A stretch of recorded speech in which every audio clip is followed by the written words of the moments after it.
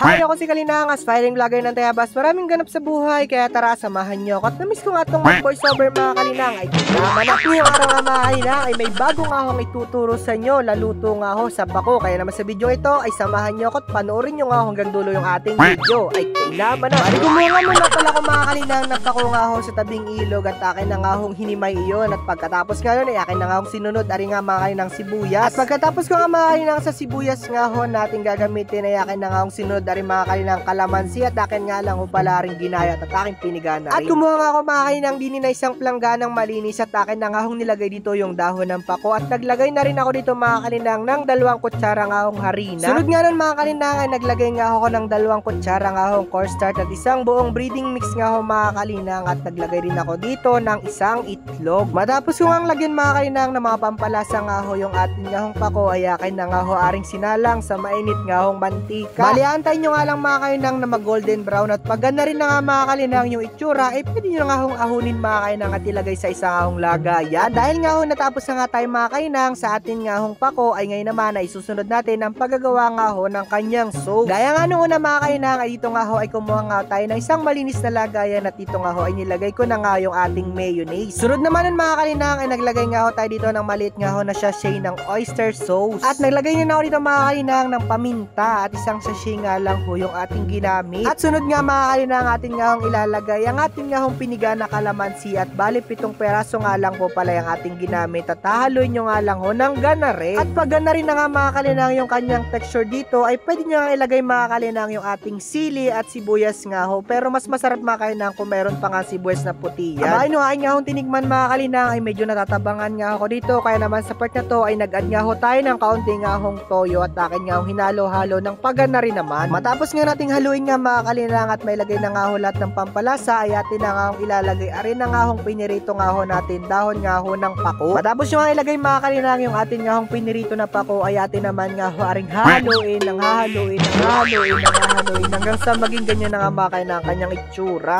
Ay pag hindi pa nga ho lumas yan mga Kalinang sa dami nga hong kahalo ay naman na. Ay siya kumaha na nga rin kayo mga Kalinang ng bahaw at ako nga ho ay sabay na ninyong mamahaw at talaga na mga Kalinang unang subo pa nga lang mga Kalinang ay napakasarap na nga ho ng ating sisig na pako at talaga namang lumalaban nga ho yung kanyang asim alat at yun nga ho kanyang pagkamahalang at napakalutong nga ho ng ating pako. Ay siya kung nakabot ka hanggang dulo nating video ay wag nyo kalimutang mag like and share and follow. Yun lang mga Kalinang, bye bye.